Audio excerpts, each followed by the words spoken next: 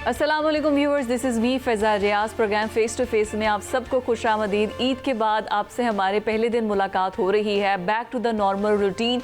और normal routine में हमारे पास जो सबसे मेन इश्यूज़ हैं इस टाइम पर, सबकी नज़रें जिस पर हैं वो ईरान और यूएस वॉर पर है। अब ईरान यूएस वॉर से आगे बढ़कर जो पाकिस्तान बीच में मीडिएट का रोल किरदार अदा कर रहा है और कोशिश ये कर रहा है कि किसी तरीके से इस जंग को ख़त्म किया जा सके। इस टाइम पर आप कोई भी बड़ा न्यूज़पेपर उठा के देख लें, कोई भी न्यूज़ एजेंसी उठा के देख लें, ईरानियन मीडिया देख लें, यहाँ तक कि जो वाइट हाउस की स्पोक्स पर्सन है उनसे भी पाकिस्तान के बारे में सवाल किया जा रहा है कि क्या वाकई पाकिस्तान दुनिया की सुपर पावर के मुज़ाकरात करवाने जा रहा है। और इस बात की पसे पर्दा या खुलकर जो है इसाकदार साहब ने बता भी दिया है कि हम इसको लो की में रखते हुए मुज़ाकरात करवा रहे हैं। और इस पर ईरान और पूरी ईरानी रजीम जो है उसका पाकिस्तान पर बिल्कुल ट्रस्ट है और हम इस मुज़ाकरात को, अब जो 15 निकात दिए गए हैं अमेरिका की जानिब से ईरान को, उसमें मुख्तलिफ किस्म की वही बातें हैं कि आपने मिसाइल टेक्नोलॉजी पर और उसके अलावा जो आपने एटम बॉम्ब के हवाले से कोई तजुर्बा नहीं करना, ये सारी बातें तो हो रही हैं।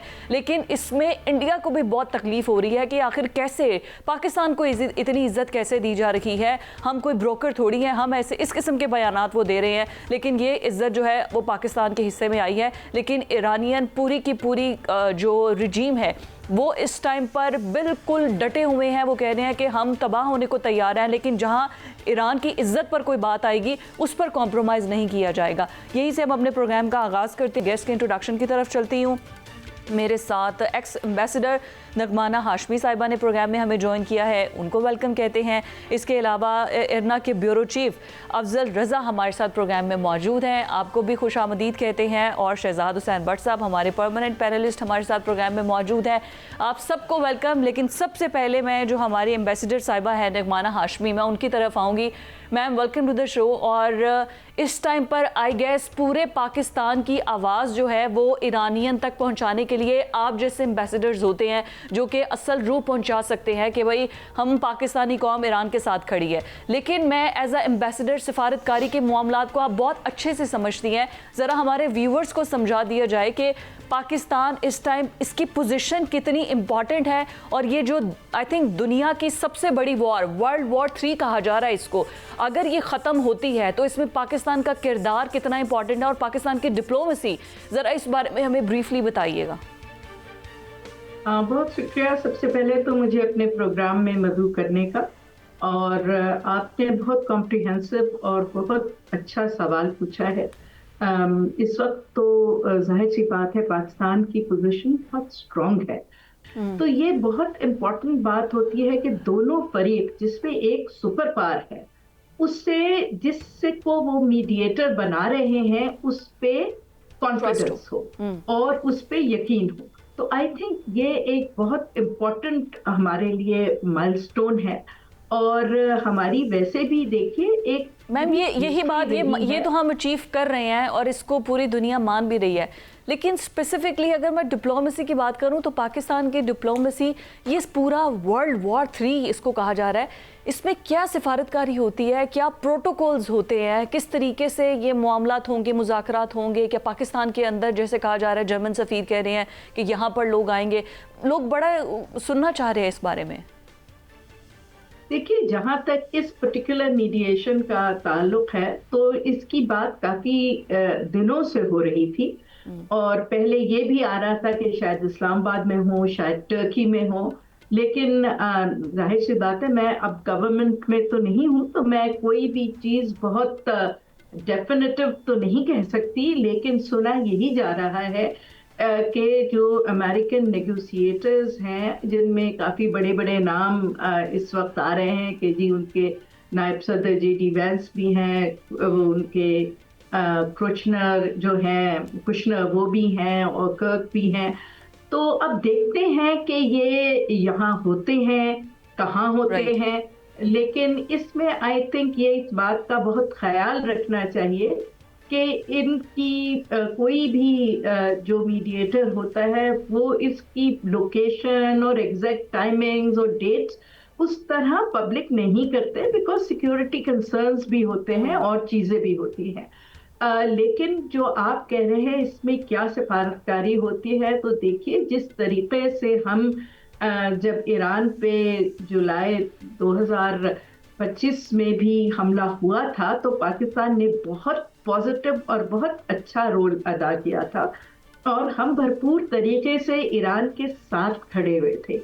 इस वक्त भी आप देखिए कि जो पाकिस्तान है वो बहुत मजबूती से ईरान के साथ खड़ा हुआ है, लेकिन वो बहुत बैलेंस्ड बातें कर रहा है, बहुत अच्छी तरह। जाहिर है इस तरफ भी हमारे मुसलमान भाई हैं और अगर कुछ होता है एक तरफा बात नहीं कर रहा, वो जो बात सही है वो कर रहा है और दोनों फरीकैन को और बाकी हमारे जो मुस्लिम ममालिक गल्फ के हैं और मिडल ईस्ट के हैं उनको भी हम कह रहे हैं कि भाई रेस्ट्रेंट शो करें, सब्र करें, आपस में जंगो जदल मत शुरू करें। तो आई थिंक हमारी बड़ी पॉजिटिव, बड़ी स्ट्रॉन्ग, बड़ी जिसको कहते हैं ना साइलेंट डिप्लोमेसी जबरदस्त इस वक्त पाकिस्तान कर रहा है। बिल्कुल ठीक हो गया है। मैं अफजल रज़ा आपकी तरफ आऊँगी। अभी ईरान के अंदर जो ईरानियन मीडिया है वो क्या रिपोर्ट कर रहा है, स्पेशली ये डिप्लोमेसी के हवाले से, और दूसरा सेकेंडली कि अभी डोनाल्ड ट्रंप की जानिब से कहा गया था कि वॉर नहीं होगी, हमने 5 दिन का अल्टीमेटम दे दिया, लेकिन उसके बावजूद अटैक्स किए जा रहे हैं इसराइल की जानिब से। तो अभी ईरान के अंदर इस वक्त क्या सिचुएशन है, ऑन ग्राउंड क्या सिचुएशन है, हमें प्लीज़ पहले वो बताइए। Having me in your show and my respect and salam to the famous Madam Ambassador, Ms. Hashimi Sahiba. देखें, गुज़श्ता 2 रोज़ पहले जब ऐसी रिपोर्ट्स आ रही थी कि दुश्मन ने ईरान को अप्रोच किया थ्रू सब मीडिएटर्स कंट्री कि वो मुज़ाकरात करने का इरादा रखता है, लेकिन मीनवाइल ये खदशा ज़रूर है ईरानी कौम और लीडरशिप में कि जून 2025 में ईरान पर 12 रोज़ा जंग मुसल्लत करने के बाद दुश्मन को एक फेस सेविंग के तहत आतिशबंदी करके निकलना पड़ गया, लेकिन उसके बावजूद आपने देखा सफारतकारी को एक बार फिर धोखा दिया गया और इजराइल के साथ मिलकर अमेरिका ने एक अनप्रोवोक्ड एक ब्लेंटेड वॉर ईरानी अवाम पर मुसल्लत की। अब ईरानी अवाम के दरमियान सेंटिमेंट ज़रूर है कि इस बार दुश्मन को नाम नहाद जस्ट सीज फायर के प्रेटेक्स्ट में भागने नहीं देना है। अभी अगर आप देख रहे हैं कि गुज़श्ता रात प्रेसिडेंट डोनाल्ड ट्रंप अपने कैबिनेट मीटिंग में बकौल खुद के वो सीरियस बातें कर रहे थे और सीरियस बातों के दरमियान उनकी ये भी फिक्र हो रही थी कि कैनेडी सेंटर के जो पिलर्स है उसके कौन से कलर करना चाहिए। तो उनकी बातों के दरमियान ईरान का रिटेलिएशन नाजायज़ सहयूनी रियासत के खिलाफ और खित्ते में जो ममालिक अपनी एयर स्पेस और बेसिस ईरान के खिलाफ इस वक्त एज वी आर स्पीकिंग इस वक्त भी इस्तेमाल करने दे रहे हैं, उनके खिलाफ ताकत के साथ जवाब जारी रखेगा। और अगर मुज़ाकरात का वक्त भी आ जाए, ईरान का जो 5 पॉइंट एजेंडा है उसके सरफहरिस्त ये हैं, किसी भी आतिशबंदी पर ना ईरान को मंजूर है ना ईरानी कौम को, सिर्फ और सिर्फ एग्रेसर की तरफ से मुकम्मल जंग के खात्मे का मुतालबा सरफहरिस्त है। उसके बाद चीज़ें आगे बढ़ सकती हैं। ये बात काबिल गौर है कि अमेरिका और उसके जो हवारी हैं वो अब काबिल एतमाद नहीं रहे। इसीलिए बरादर जैसे हमसाया मुल्क पाकिस्तान का इसमें एक बहुत अहम किरदार हासिल है, लेकिन it's all depend on the US behaviour और ये कि पाकिस्तान किस तरह अमेरिका से एक एश्योरेंस ले सकता है कि जो रोग एंटिटी इजराइल है उसको किसी भी स्पॉइलिंग एक्टिविटीज से रोका जाए। ये ना हो कि वो फिर 6 महीने के बाद दोबारा से ऐसे कोई हरकत कर दे। बिल्कुल ठीक है, फेयर पॉइंट, और आई थिंक ये उनकी बात लेजिट भी है। बट व्हाट्सअप मैं जब आपकी तरफ आऊँगी तो ये ईरान वॉर, पाकिस्तान की डिप्लोमेसी, आई थिंक हमारे दोनों पैनलिस्ट ने बड़े अच्छे से एक्सप्लेन कर दिया। My question to you is India, उसको क्या मसला है? जब अब देखिए जब कोई सालिस करवा रहा है इसका मतलब है कि दोनों पार्टीज को उस पर ट्रस्ट है। अब एक तरफ सुपर पावर है और दूसरी तरफ आई थिंक मुस्लिम वर्ल्ड की आप सुपर पावर कह लें, और उसको दोनों को एतबार है पाकिस्तान पे। लेकिन मैं हैरान होती हूँ कि इंडिया जिसको कोई मुंह नहीं लगा रहा, जिसको कोई पूछ नहीं रहा, वो वहाँ बैठकर अलग ही जो है वो मुंह बनाकर बैठा हुआ है। दुरुस्त फरमा रही हैं फ़िज़ा रियाज साहिबा। बात यह है कि अमेरिका ईरान जंग में जो पाकिस्तान की कामयाब सफारतकारी हुई है, इससे हवास बाख्ता हो गया भारत। वो बावला नहीं कहता, बावला हो गया, वो बावला हो गया है।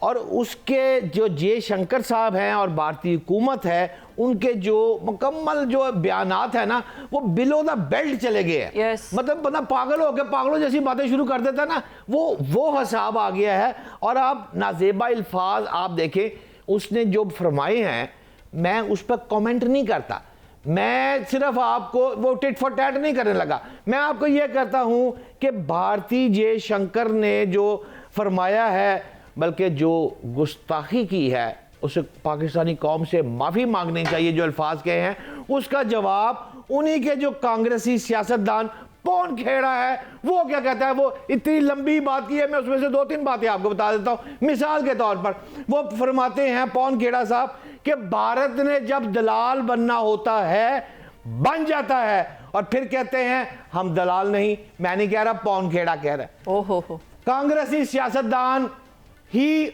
उनके वजीर खारजा को, जयशंकर को, ये कह रहा है कि यूक्रेन में जब मोदी नाम नहाद जंग के अमल में मुलव्वस था, तो क्या इस वक्त ये भारत दलाली नहीं कर रहा था। और तीसरी बात भी वही फरमा रहे हैं, वो कह रहे हैं कि मोदी सरकार बैनुल अक़वामी मुज़ाकरात और सफारतकारी में मंजरनामे से मुकम्मल गायब है। Yes. ये है स्यापा भारत को पड़ा हुआ कि पाकिस्तान डे बाय डे ऊपर क्यों आता जा रहा है। और भाई, पाकिस्तान तो हम फौजी लिहाज से अल्हम्दुलिल्लाह एशियन टाइगर बन चुके हैं, बनना नहीं, फौजी लिहाज से एशियन टाइगर बन चुके हैं। और अब हम मुआशी तौर पर एशियन टाइगर फिजा बनने जा रहे हैं। लेकिन यहां आपकी इजाजत से बहुत मोहतरम है नगमाना हाशमी साहिबा, आप मुझे ये बताएं कि लास्ट टाइम जब आप ईरानी सफारत खाने में गए तो आपकी किससे मुलाकात हुई, और क्या वो समझते हैं कि पाकिस्तान जो उनके साथ खड़ा है वो बराबरी की सतह पर खड़ा है और भाईबंदी पूरी निभा रहा है या नहीं। पाकिस्तान में मकीम जो ईरान के सफारतकार हैं, उनकी क्या राय है हमारे बारे में। नगमाना हाशमी साहबा। जी जी, देखिए, रिसेंटली तो मेरा ईरानी सफारत खाने नहीं जाना हुआ, लेकिन इत्तेफाकन आज ही मेरी जो इस्लामाबाद में हमारे ब्रदर ईरानी सफीर हैं, उनसे एक सोशल ओकेजन पे मुलाकात हुई। तो मैंने उनको कहा पहले तो कि जी मैं आना चाह रही थी सफारत खाने, आपकी किताब में ताज़ियाती जुमले लिखने के लिए, बट नहीं आ सकी। लेकिन ये मैं आपको बता दूं कि पूरी पाकिस्तानी कौम बड़ी मजबूती के साथ आपके साथ खड़ी है, और हमें बहुत फख्र है कि ईरान ने बहुत ही दिलेराना तरीके से अपना दिफा किया है और कर रहा है। और ईरान की सलामती और ईरान की जो डिटर्मिनेशन है, वो हमारे लिए भी बहुत ज़्यादा इम्पोर्टेंट है और खित्ते के लिए भी इम्पोर्टेंट है। तो वो कहने लगे कि देखिए, हम लोगों के ईरानियों के दिल तो पहले ही बहुत मुतशक्किर हैं पाकिस्तान अवाम के लिए, हुकूमत के लिए, फ़ौज के लिए, क्योंकि उन्होंने हमारा हमेशा साथ दिया है। और ये जब से जारी हुई है, जैसे ये पहले पिछले साल और अब भी, तो हमारा ब्रादर हमसाया मुल्क हमें पता है बिल्कुल हमारे साथ खड़ा हुआ है। और हमारे दिलों में पाकिस्तान की आवाम की और इसकी इंस्टीट्यूशंस और गवर्नमेंट की बहुत ज़्यादा इज्जत है, और हम समझते हैं कि हमारी डेस्टिनीज लिंक्ड है, because geography is destiny.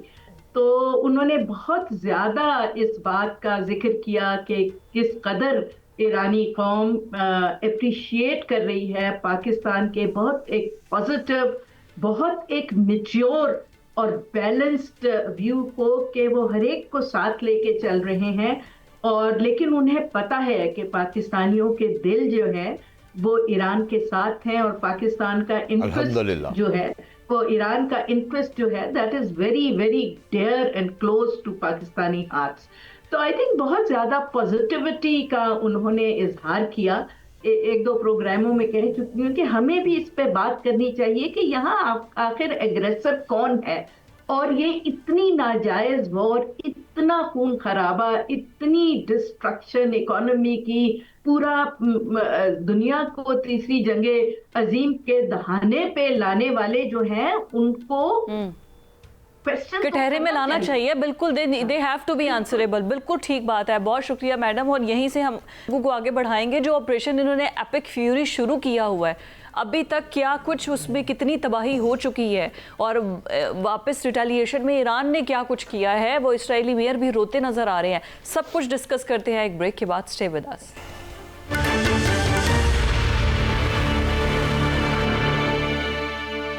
Welcome back जी। ऑपरेशन ये फ्यूरी जो स्टार्ट किया है यूएस की जानिब से, एपिक फ्यूरी, उसमें वो कहते हैं कि हमने 10,000 ईरानियन टारगेट्स जो हैं वो तबाह व बर्बाद कर दिया, इंफ्रास्ट्रक्चर तबाह कर दिया है, कुछ ऑयल रिजर्व्स थे उनको तबाह कर दिया है। लेकिन पासदारान इनकलाब ने जब जवाब दिया तो उन्होंने कहा कि हमने आपके F-18 समेत कितने जंगी जहाज़ गिरा दिए हैं, बाकायदा उनकी वीडियोस तक जारी की गई हैं, और अभी ये सिलसिला रुका नहीं है, हमारे टारगेट पे है। हम चाहे वो खलीजी ममालिक में आपके जो हवाई अड्डे हैं जहाँ से भी आप अपनी परवाज़ें ले आए, इसी वजह से तो अब वो अब्राहम लिंकन जो एक बहरी बेड़ा लेकर आए थे समंदर में, वहाँ से अभी भी परवाज़ें जा रही हैं और ईरान के अंदर तबाही कर रही हैं। तो अभी इस तबाही के अंदर क्या सूरत हाल है, क्या चीज़ें हैं, और अभी अपर हैंड किसको है? क्या ईरान अभी भी क्यों सरप्राइज़ दे सकता है? क्या अभी भी उसने अपनी एडवांस मिसाइल टेक्नोलॉजी इस्तेमाल की है या नहीं की है? यही समझने के लिए प्रोग्राम के इस हिस्से में हमारे साथ मौजूद हैं मेजर जनरल रिटायर्ड सालिक साहब। आपको वेलकम कहते हैं प्रोग्राम में। सर, मैं आपसे ही गुफ्तगू का आगाज़ करती हूँ। अभी जो ईरान की सूरत हाल है, और दोनों जानिब से कहा जा रहा है, अमेरिका भी यही कह रहा है कि हमने तबाह बर्बाद कर दिया, हमने जो टारगेट्स अचीव करने थे वो कर लिए हैं।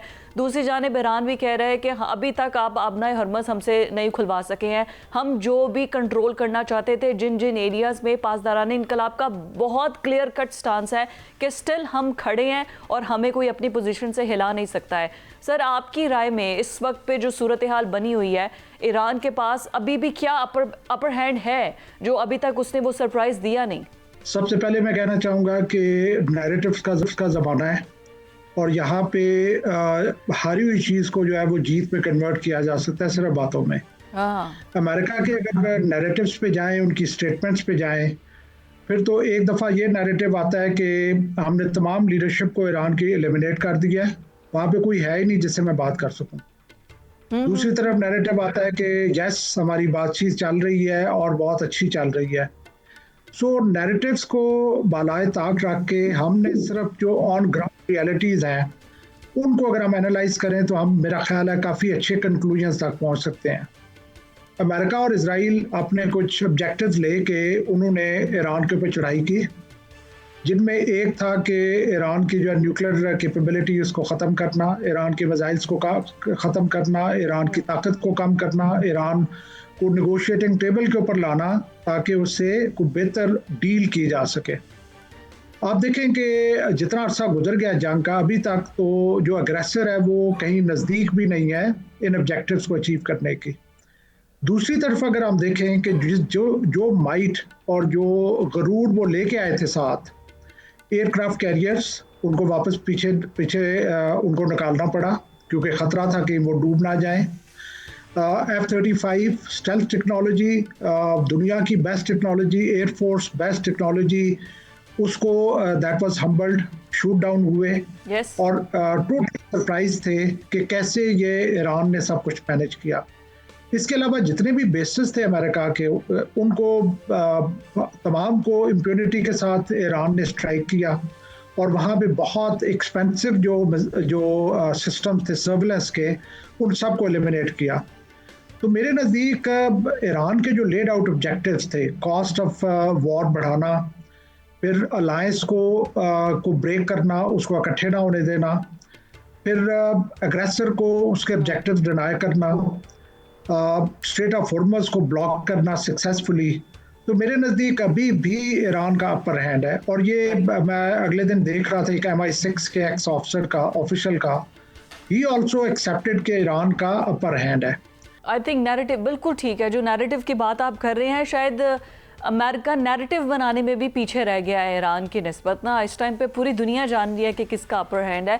लेकिन मैडम नगमाना हाशमी साहिबा, मैं आपसे सिफारतकारी से रिलेटेड ही पूछूंगी क्वेश्चन कि अभी पाकिस्तान ये जो लेट्स सी, हम अगर मुज़ाकरात करवाते हैं, खुदा न ख्वास्ता अगर मुज़ाकरात नाकाम हो जाते हैं, तो फिर मैदान जंग और पाकिस्तान की सिचुएशन बड़ी कशमकश में मुब्तला हो जाएगी।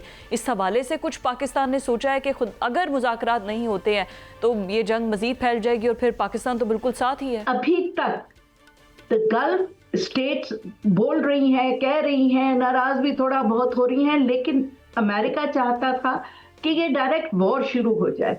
वो डायरेक्ट वॉर नहीं शुरू हुई। तो आई थिंक के क्वाइट डिप्लोमेसी में उसमें पाकिस्तान का भी बहुत बड़ा हाथ है, because Pakistan constantly in contact है सऊदीया के साथ भी, गल्फ स्टेट्स के साथ भी, और ईरान के साथ भी, अमेरिका के साथ भी।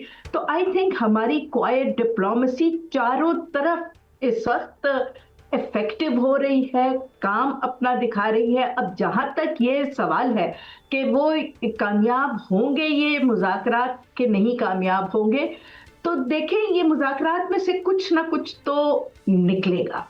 और वो ये जो बात कह रहे हैं अमेरिका, वो ऑलरेडी कहते हैं कि जी बिल्कुल जो है वो कमिटमेंट दे कि हम कभी बम नहीं बनाएंगे। तो जो कुछ भी मुज़ाकरात में से निकलेगा वो ट्रम्प साहब ने यही कहना है, देखिए जी हम तो जीत गए, उन्होंने कहा है कि हम बम नहीं बनाएंगे, विदाउट रियलाइजिंग कि ईरान बम उस वक्त तक नहीं बना सकता जबकि इमाम खुमैनी का जो फतवा है कि एटॉमिक बॉम्ब जो है वो इस्लाम की स्पिरिट के खिलाफ है और ईरान नहीं बनाएगा, वो फतवा लिफ्ट नहीं होता। ठीक है, वो फतवा लिफ्ट हो जाए तो विद इन 2 वीक्स वो बना सकते हैं, लेकिन वो फतवा अभी तक देखें लिफ्ट नहीं हुआ, डिस्पाइट द फैक्ट कि उनकी सारी ऊपर की इन्होंने लीडरशिप को तब असैसिनेट कर दिया, शहीद कर दिया, बट ईरान अभी भी उस फतवे के ऊपर खड़ा हुआ है। तो वो पॉइंट तो लेके ये लटकाते रहेंगे, पूरी दुनिया में लहराते रहेंगे। गल्फ स्टेट्स ने जब ये अब्राहम अकॉर्ड्स भी किए और ये पिछले जो 50 साल से सारी अपनी दौलत अमेरिका में इन्वेस्ट कर रहे थे, वो ये समझ रहे थे कि शायद हमारी सिक्योरिटी इसी में है कि अमेरिका हमें प्रोटेक्ट करे और ईरान से हमें खतरा है। लेकिन गजा जंग के बाद जिस तरीके से इजराइल खुल के सामने आया है ग्रेटर इजराइल के मामले में, तो आई थिंक जंग ने अब मुस्लिम ममालिक को ये पता चल गया है। आखिरी जुमला जी आखिरी जुमला ये है कि इन इवेंट्स ने आई थिंक सोचने पे मजबूर कर दिया है गल्फ और मिडल ईस्ट के मुल्कों को कि हम जो सोचते थे कि ईरान हमारा एक्चुअल एनिमी है, वो शायद ईरान कभी भी नहीं था। बिल्कुल ठीक हो गया, वेरी फेयर पॉइंट आपने। बट सब बहुत ब्रीफली आई थिंक हमारे दोनों पैनलिस्ट ने बता दिया कि इस टाइम अगर मैं आपसे पूछूं कि इस पूरे सिचुएशन में अभी ऑन ग्राउंड फातेह आपको कौन नजर आ रहा है? मुझे लगता है विन विन में पाकिस्तान ही है, क्योंकि पाकिस्तान की इज्जत बहुत हुई है। फिजा साहब से मुश्किल सवाल आपने मुझसे ही दाग दिया है, हालांकि ये सवाल तो जनरल साहब ने बताना था, लेकिन मेरे राय के मुताबिक अगर आपने पूछ लिया है तो मैं कहूँगा ये एक जंग नहीं है, ये कंट्रोल्ड तसादम है। मैं तो इसको इस निगाह से देखता हूं जहां सब लड़ रहे हैं, मगर अगर आप कहें कि इसने फतह हासिल कर ली है तो मैं इससे एग्री नहीं हूं। अभी फतह शिकस्त की बात नहीं है, अभी ये कंट्रोल तसादिम है। अगर आप बात करेंगी अमेरिका की तो देखें फौजी नुकसानात देखें तो अमेरिका के बहुत कम हुए हैं। अगर आप देखेंगी मशरक़ वस्ता की तबाही देखेंगी तो बहुत ज़्यादा तबाही हुई है। However, अगर हम चारों का जो गुफ्तगू अभी मैं सुन रहा था, इसमें एक बात पे कंसेंसस इस बात पे हो चुका है कि ईरान का अपर हैंड है। अगर ईरान का अपर हैंड, मैं भी इस बात को तस्लीम करता हूं, तो मैं जनरल साहब से ये बात पूछना चाहूंगा कि जनरल साहब आपने भी फरमाया अपर हैंड है, मैम नगमाना हाशमी ने भी फरमाया और मैं और फिजा भी इस बात पर कन्विंस्ड है। अगर अपर हैंड है तो सवाल फिर आपसे ये है कि क्या अमेरिका जो इलाके का चौधरी था उसकी चुदराहट खत्म हुई है और अब दुनिया एक नए वर्ल्ड ऑर्डर पे जा रही है? और अगर नए वर्ल्ड ऑर्डर पे जा रही है तो फिर चाइना, रशिया, अमेरिका समेत कोई सुपर पावर नहीं। अगर सुपर पावर है तो फिर 3-4 सुपर पावर आपको बनानी पड़ेगी। आप मेरे साथ एग्री करते हैं या नहीं जनरल साहब? Thank you very much, good question. देखिए मैम नगमाना ने बहुत अच्छा एक आपको दिया अकाउंट, लेकिन मैं एक पर्सपेक्टिव देना चाहूँगा कि किसी भी सुपर पावर उसको आप 2 पैराए में जज कर सकते हैं। एक उसकी दुनिया में रिट कितनी है और दूसरा उसकी स्पेस वाइज डोमिनेशन किस तरह की है और किस तरफ को ट्रैजेक्टरी है। अगर मैं रेट की बात करूं तो 1991 में जब एल्डर बुश ने पहली जंग लड़ी थी, gulf war, the whole world was standing with the US. अगर मैं फास्ट फॉरवर्ड करके 2001 में आ जाऊं तो यंगर बुश ने सेकंड गल्फ वॉर लड़ी, half of the world was with him.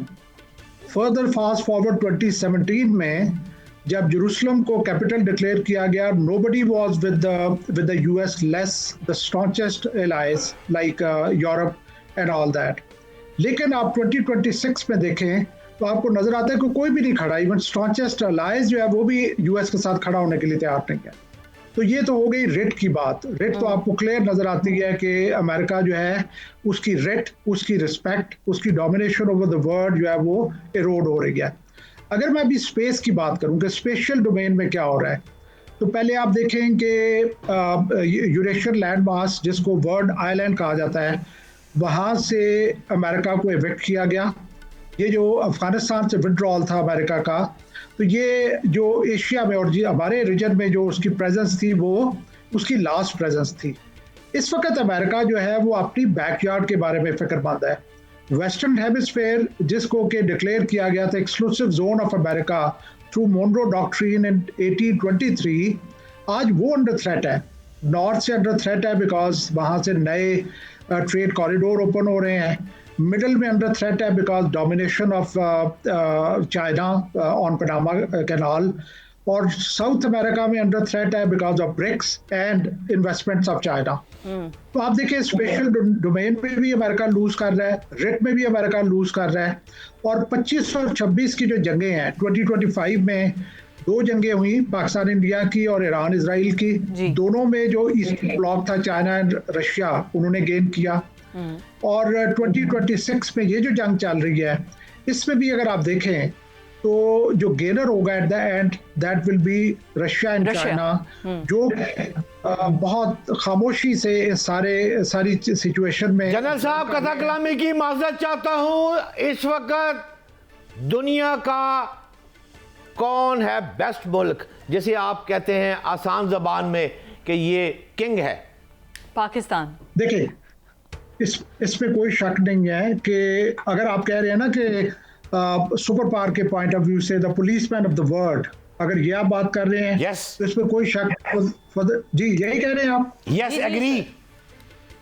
Okay, इसमें कोई शक नहीं है कि अमेरिका इस वक्त भी it is enjoying the status of sole super power, लेकिन ये कि वो status every day it is going down. वो जो इक्वेशन है कि स्टैंडिंग ऑफ चाइना जो कि एक इमर्जिंग पावर है और चैलेंजर है टू द यूएस हेजेमनी, वो कंटिन्यूसली वाइल यूएस जो है वो नीचे की तरफ जा रहा है, चाइना जो है वो ऊपर की तरफ जा रहा है। अब किस टाइम फ्रेम में ये स्विच ओवर होगा या the balance will tilt in favour of China, that is just matter of assessment. और मैं अगर आपको कोट करना चाहूँ, जब मैं अपनी पीएचडी कर रहा था तो मैंने बहुत सारे स्कॉलर्स को इंटरव्यू किया था, including ma'am नगमाना Hashmi. I met a Portuguese scholar with the name of Bruno Matais, जिसने कहा था ये 12 से 15 साल की बात है। और अब आप देख लें इस जंग के बाद अगर ईरान जिस तरीके से अभी तक परफॉर्म कर रहा है, अगर अमेरिका को एक ह्यूमिलिएशन होती है, ऑल्दो वो उसको मानेंगे नहीं, वो अपने नैरेटिव में यही कहेंगे कि हम जीत के जा रहे हैं, लेकिन ये कि अगर होती है तो इनका ये प्रोसेस है और ज़्यादा स्पीड अप होगा। बिल्कुल ठीक हो गया। और वही जवाल आते आते भी एकदम से डाउनफॉल तो नहीं होता, डाउनफॉल एक तरह से चल ही रहा है। लेकिन अगर इस पूरी सिचुएशन में अगर किसी को फ़ायदा हो रहा है तो वो एक रशिया है और चाइना है जिसको ऑयल कर रहा है। लेकिन ऑयल प्राइसेस पाकिस्तान के अंदर भी कितनी ज़्यादा इंक्रीज़ कर रही हैं, आपने कहीं नहीं जाना। एक ब्रेक के बाद हम आपको बताएंगे कि डिजिटलाइज तरीके से आप कैसे पेट्रोल हासिल कर सकते हैं। एक छोटे से ब्रेक के बाद बताते हैं।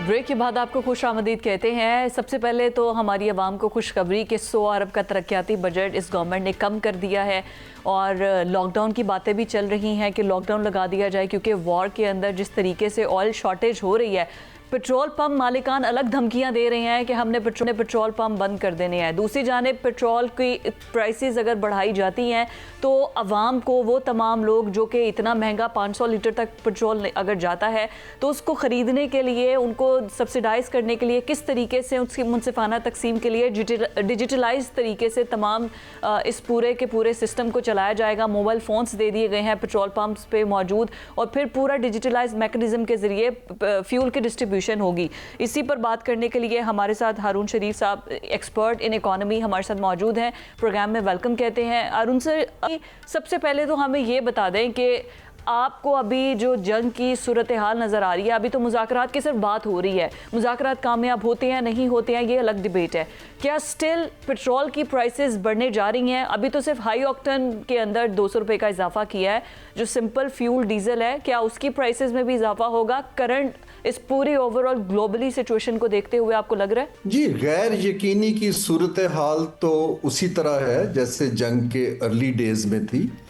हाँ, कुछ थोड़ा सा एक ग्लिमर ऑफ होप आया है कि भाई दोनों फरीक एटलीस्ट कुछ बात करने पर तैयार हैं। जो मार्केट के अंदर जो ऑयल और पेट्रोलियम प्रोडक्ट्स की मार्केट में डैमेज हो गया है, उसकी प्राइस अब बहुत से ममालिक के लिए मैनेज करना मुश्किल से मुश्किल होता जाएगा, पाकिस्तान समेत।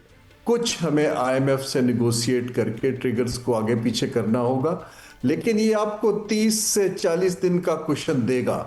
अगर ये कॉन्फ्लिक्ट नहीं रुकता, then it has to be very serious lockdown and rationing. मुझे नहीं दिखाई देता कि डिमांड को अदा किए बगैर हम मैनेज कर सकेंगे, और उसकी फिर और इम्प्लीकेशंस हैं ख़ास तौर पे यंग नौजवानों के लिए और जो लोग सतह गुर्बत के आसपास या नीचे हैं। बिल्कुल ठीक हो गया। बट साहब, मैं इकोनॉमी की सिचुएशन आपसे अगर पूछूं, आपका as a bureau chief interaction आम पब्लिक से रहता है, तो ये जो पूरी हायरार्की नीचे तक जा रही है, उन लोगों के मसले मसाइल सिर्फ एक पेट्रोल बढ़ जाना जिसकी वजह से हर चीज़, खाने पीने की चीज़ हो, आपके कहीं आमदोरफ्त की हो, हर चीज़ महंगी हो जाती है। तो पब्लिक ओपिनियन क्या है अगर मैं होलसम में आपसे पूछूं? देखिए फिजा, वो कहता है हर कोई खौफजदा है इस घर में जैसे दीवारों में बम रखा है। पाकिस्तान के जो बंदे हैं ना इस वक्त, असि सारे ही परेशान हैं। हाउएवर हमें होप जो है, आप देखें जरा गौर करें ना कि पाकिस्तानी बंदरगाहों की इस वक्त सूरत हाल क्या है। पाकिस्तानी बंदरगाहों में तारीखी इजाफा रिकॉर्ड हुआ है, और मेरी इंफॉर्मेशन के मुताबिक गुज़श्ता 24 दिनों में जो कराची पोर्ट पर हुआ है, हमें ज़बरदस्त किस्म का इजाफा हुआ है। ये पूरे साल का कंपैरिजन है। हारून साहब, आप मुझे ये बताएं कि इस वक्त आवाम जो है वो मेरी परेशान है। मुझ जैसे गरीब आवाम जो है, हमें तो लाले पड़ गए हैं। पेट्रोल के हिसाब से रोटी 2 की बजाय सोचते हैं 1.5 रोटी खाए, आधी बचा के रख ले कल के लिए। हमें को आगाह करें कि होगा क्या, हुकूमत क्या कर रही है, और क्या हमें कोई रिलीफ मिलने के इम्कानात हैं, या मस्कल अंदर ही है हमारे साथ। हारून भाई जी, एक चीज तो ये है कि हुकूमत को अपनी कम्युनिकेशन बढ़ानी चाहिए, कम्युनिकेशन को रियलिस्टिक करना चाहिए, ताकि लोगों को एतमाद में लिया जा सके। जब लोग मीडिया के ज़रिए पता करते हैं, सोशल मीडिया के ज़रिए पता करते हैं, कुछ सच होता है कुछ सच नहीं होता है, तो लोगों के अंदर कन्फ्यूजन बढ़ती है। आई थिंक इस गैर मामूली सूरत हाल में बिल्कुल सही पिक्चर को बहुत regularly twice a week communicate करना चाहिए। सेकंड जो आपकी बात है, देखिए तकरीबन 35 से 40 लाख बच्चे और बच्चियां हमारी लेबर की मार्केट में हर साल आ रहे हैं यंग। जो हमारी इकोनॉमिक ग्रोथ थोड़ी सी पिक करना शुरू की थी, अब ये पेट्रोल प्राइस और कॉस्ट ऑफ डूइंग बिजनेस और इन्फ्लेशन और ऑर्डर्स की कैंसलेशन की वजह से ये फिर से दोबारा नीचे चली जाएगी, और वो इनको जॉब्स या अपॉर्चुनिटीज नहीं प्रोवाइड कर सकेंगे। जो बच्चे और बच्चियां हम 8 लाख लोगों को गल्फ कंट्रीज में भेजना चाह रहे थे ताकि वो वहां जाके जॉब्स ले सकें, इस वक्त गल्फ कंट्रीज उनको ना तो एब्जॉर्ब कर पाएंगे, ना ही अभी कोई फ्लाइट्स या कनेक्टिविटी की ऐसी सूरत हाल है कि ये लोग जा सकें। तो पहला क्राइसिस जो मुझे दिखाई देता है वो तो आपकी कंजम्पशन पावर श्रिंक होगी, क्योंकि अपॉर्चुनिटीज कम होंगी 2026 में। अभी अगर मैं आपसे ये पूछूं, ये जो पेट्रोल पंप्स के लिए ये कि भाई 2 नोजल्स होंगी और फिर उसके बाद उस हवाले से हमारे व्यूवर्स को एजुकेट करें कि फ्यूल किस तरीके से दिया जाएगा, क्या मैकेनिज़्म होगा। अभी वो मोबाइल फ़ोन की प्राइसेस फिक्स्ड होंगी, फिर वो पेट्रोल पंप्स को दिए जाएंगे। ये बड़ा लंबा चौड़ा एक मैकेनिज़्म चल रहा है। किस तरीके से आवाम ये फ्यूल ले सकेगी और कितना सब्सिडाइज किया जाएगा फ्यूल को? जी, इसको स्मार्ट सब्सिडी कहते हैं कि आप डिफरेंट इनकम लेवल्स के लोगों को कैसे केटर करते हैं। अमीर के लिए महंगा होगा, मतवसत के लिए उससे कम होगा, गरीब के लिए, मोटरसाइकिल वाले के लिए उससे कम होगा। लेकिन हमारे पास अभी इसका कोई टारगेटिंग का और उसको रेगुलेट करने का ऐसा मैकेनिज्म नहीं है, क्योंकि हम रिएक्टिव तरीके से कर रहे हैं। हमने ये काम पहले नहीं किया हुआ। इसके अंदर बहुत लूप होल्स आएंगे, इसके अंदर फ्रॉड भी होंगे, होर्डिंग भी होगी, लेकिन अल्लाह करे कि कुछ लोगों को सहूलत भी मिल सके। लेकिन इस राशनिंग से पैनिक फैलता है। इससे ज़्यादा बेहतर होगा कि अगर हम मैनेजमेंट करें। मैनेजमेंट का मतलब ये है कि हम ट्रांसपोर्ट पे लोगों का इन्हिसार कम करें, वर्क फ्रॉम होम बढ़ा दें, मार्केट्स के अंदर ऑड और इवन नंबर्स की गाड़ियों के दिन मुतय्यन कर दें, एक शख्स को एक कार चलाने की इजाज़त बंद, कार पूलिंग को प्रमोट करें। दुनिया में ये काम हुए हैं वॉर्स में, बहुत ममालिक में। तो हमें इस वक्त उस सिमत, अगर डिमांड कम हो जाती है तो आपके रिजर्व्स जो 21 दिन के हैं वो बढ़ के 30-35 दिन पे चले जाएंगे। लेकिन ये सारी चीज़ें बड़ी स्ट्रॉन्ग सोशल मोबिलाइजेशन मांगती हैं कि लोग इस गैर मामूली सूरत हाल को ओन करें और हुकूमत के साथ खड़े हों। हुकूमत अभी तक एग्जाम्पल सेट नहीं कर पा रही कि लोग उनके पीछे खड़े। हारून भाई, आखिरी मिनट है, फिजा ब्रेक पे जा रही है। आपने अभी फरमा दिया है कि हुकूमत को आवाम को आगाही डे बाय डे देनी चाहिए। यहां तक तो हमें समझ आ गया है, लेकिन 1 मिनट में यह बताएं, आप अगर हुकूमत में होते तो हुकूमत प्राइम मिनिस्टर को क्या मशवरा देना पसंद करेंगे हमारे प्लेटफॉर्म से? जी, मैं उनको ये मशवरा दूंगा कि फौरन IMF से बात करके उनके जो इस रिव्यू के और ट्रांच के टारगेट्स हैं उसको आगे करवाएं और इस गैर मामूली सूरत हाल में थोड़ी सी और सपोर्ट लें बड़े लेवल पे। निचले लेवल के ऊपर आप जो हैं अपनी हुकूमत के अखराजात को मजीद कम करें और प्रोजेक्ट्स का जो पैसा आ रहा है उसके लिए आप इंडिपेंडेंट प्राइवेट सेक्टर के चैनल्स के थ्रू लोगों को कैश ट्रांसफर्स करें। ये आप मॉनिटर करके, टारगेट करके पंप्स को कंट्रोल गालिबन नहीं कर पाएंगे, लेकिन एग्जाम्पल हमारी अशराफिया खुद सेट करे सिंप्लिसिटी की, ताकि लोग उससे कुछ फॉलो कर पाए। यही बात है कि हर चीज़ आप गवर्नमेंट पर डाल भी नहीं सकते हैं। कुछ जो हमारा अपर जो एक वो लेवल वाले लोग हैं उनको एग्जाम्पलरी अपना बनाना होगा ताकि रिलीफ नीचे तक पहुंच सके। बहुत शुक्रिया सर आपके वक्त के लिए। व्यूवर्स, आज के प्रोग्राम से इतना ही। अल्लाह हाफ़िज़।